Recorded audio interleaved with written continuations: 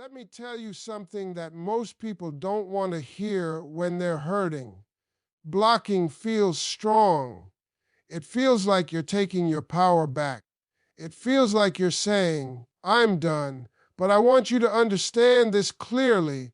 Blocking him doesn't hurt the way you think it does. Not blocking him hurts 10 times more. Let me explain why blocking someone gives them closure too easily. When you block him, it feels like you're finally standing up for yourself. It feels decisive. It feels final. What you don't realize is that finality works in his favor more than yours. Blocking draws a clear line and answers every question he might have had. It tells him the story is over, the chapter is closed, and he doesn't have to think about it anymore. He doesn't have to sit with uncertainty. He doesn't have to wonder how you're feeling. He doesn't have to reflect on what he did wrong because you already ended it for him. Closure is comfortable. People crave it. When you block someone, you hand them peace without them earning it. They don't have to deal with guilt slowly building. They don't have to feel the absence stretch over time. They don't have to confront moments where they reach for their phone and realize you're no longer responding the way you used to. You've removed the discomfort instantly, and discomfort is what forces growth. Blocking also shifts the focus away from behavior and onto reaction. Now the story becomes about you blocking him, not about what he did to deserve distance in the first place. It gives him a way to rationalize the situation. He can tell himself you were emotional, impulsive, dramatic, or overreacting. That narrative protects his ego and allows him to move on without accountability. When you don't block him and you simply stop engaging, there's no need ending, there's no clear explanation, there's no emotional outburst to dismiss. There's just space, and space makes people think. It makes them replay conversations.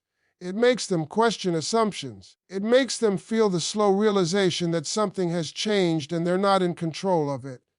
Blocking is a loud statement.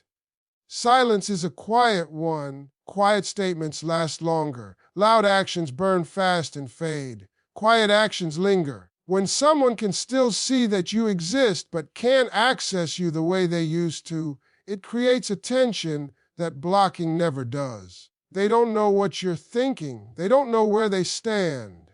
And that uncertainty keeps the situation alive in their mind. Closure should come from understanding, not from cutting cords in anger. When you block out of hurt, you're reacting, not deciding. And reactions are temporary.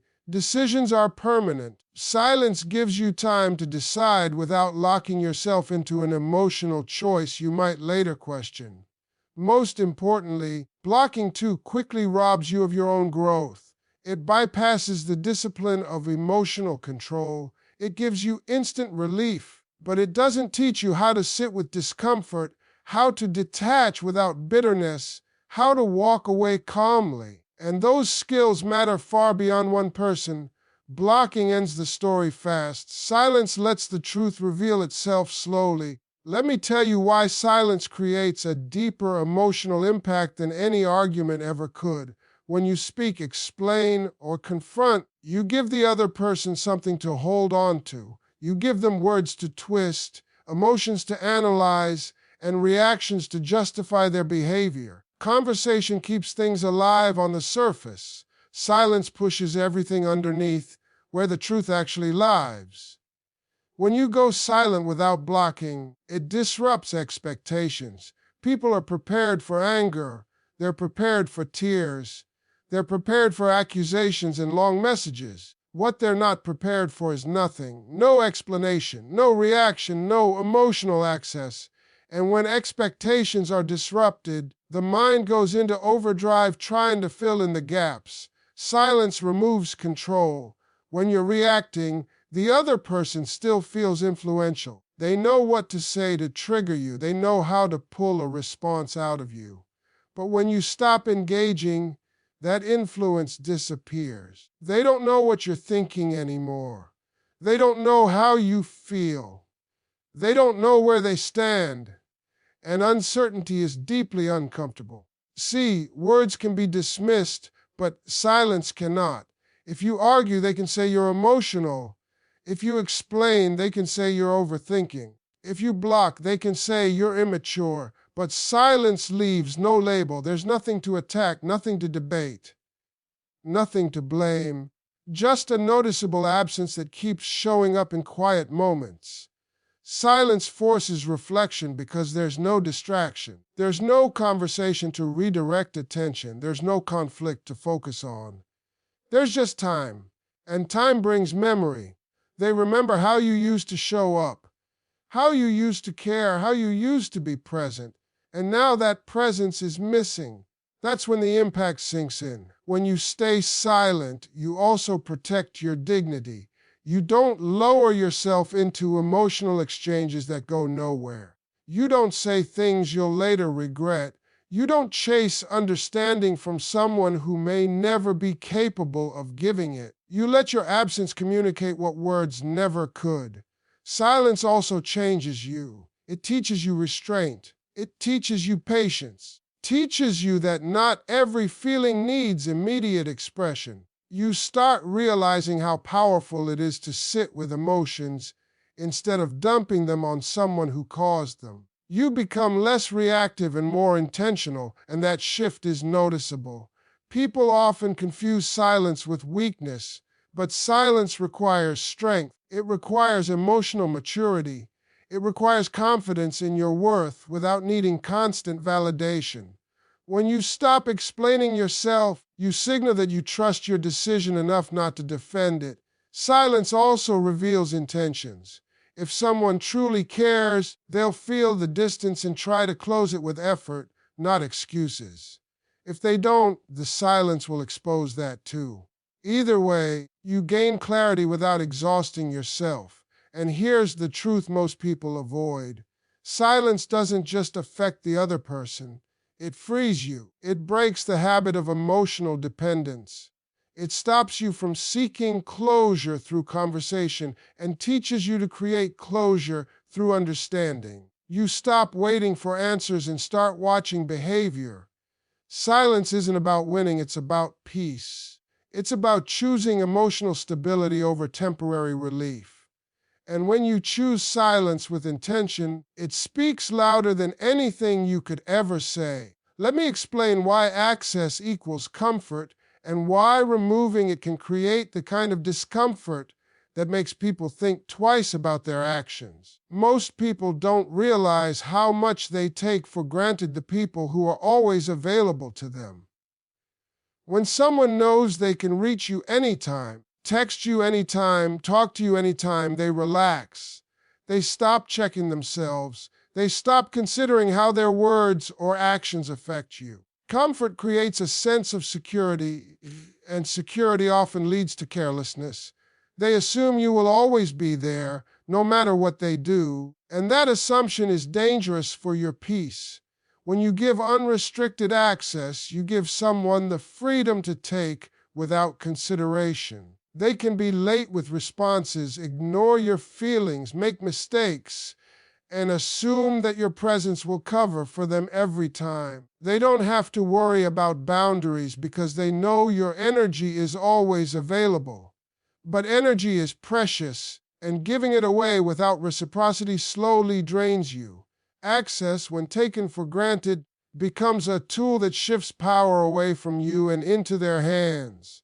Removing access doesn't have to be dramatic. You don't have to block. You don't have to argue. You simply step back. You stop responding immediately. You stop giving constant updates about your life. You stop being an emotional crutch. And suddenly, the comfort they relied on is gone.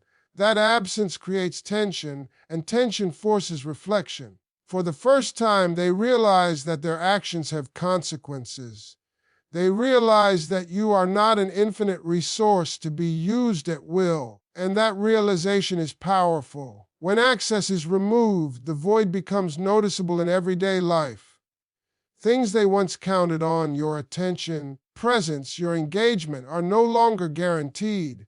They start checking for signs.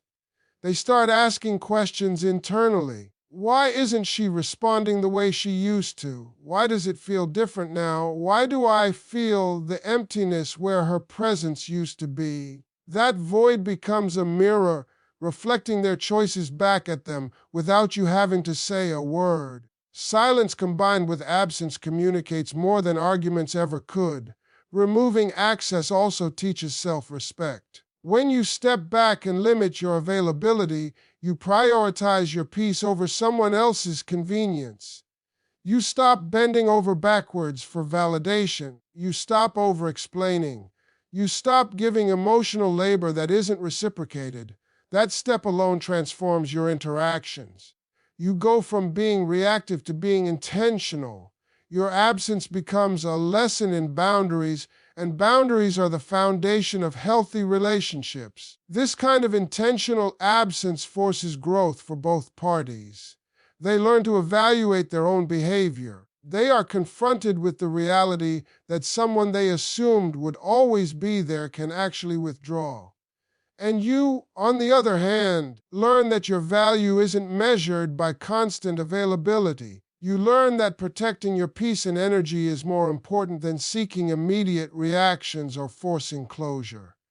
Removing access, done wisely, strengthens both awareness and emotional discipline. When comfort is gone, people either step up or step back.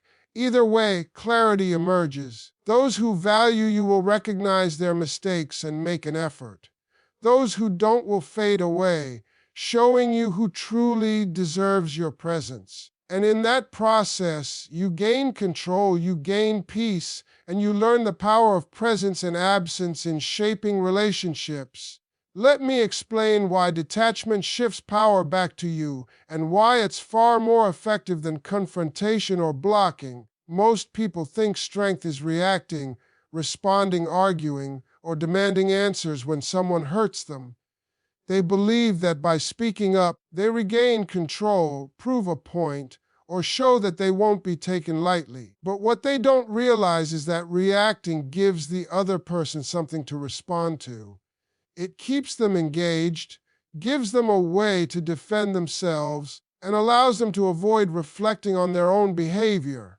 When you detach instead, you remove that control entirely. You stop giving them material to respond to. You stop feeding the narrative. And that's when the power shifts back to you. Detachment is not coldness. It is discipline. It is awareness. It is realizing that your energy and your peace are far more valuable than proving a point to someone who may never fully understand or appreciate them. By stepping back, by choosing not to react, you are not being weak. You are showing the kind of self-respect that forces others to recognize their behavior without you saying a word. It's a subtle, silent power that impacts far more than confrontation ever could. When you detach, you stop being predictable. People who are used to reacting from you can no longer anticipate your behavior. They no longer know how to push your buttons. That unpredictability makes them think twice before repeating the same mistakes. Detachment doesn't just protect you emotionally, it creates consequences for the other person that no words or arguments ever could. It forces them to face the results of their actions without distraction or drama. Detachment also gives you clarity. When you are emotionally involved, it is hard to see things as they really are. You focus on explanations, justifications, and excuses either from yourself or from the other person. You get lost in the chaos of emotions and lose sight of reality. When you detach, you gain perspective. You start noticing patterns in behavior. You start recognizing intentions. You start seeing effort where it exists or the lack of it where it doesn't. Detachment allows you to observe without distortion, which is a powerful tool in making better decisions about who and what deserves your energy. Another reason detachment shifts power is because it stops the emotional roller coaster. When you engage in arguments or explanations, you are giving away your energy to someone who may not value it. Detachment ends that cycle. You reclaim your focus, your time, and your mental space. Your energy is no longer tied to their responses or lack thereof. You become steady, composed, and self-directed. That steadiness is attractive and commanding even without words. It demonstrates that your well-being is not dictated by anyone else's actions. Detachment also forces the other person to reflect. When they no longer have your constant engagement, they feel the absence. They can no longer rely on your reactions to soothe or validate them. That discomfort can be more impactful than a confrontation because it forces self-examination. They start noticing their mistakes and your value, sometimes for the first time. Detachment teaches without yelling, without explaining, without dramatics.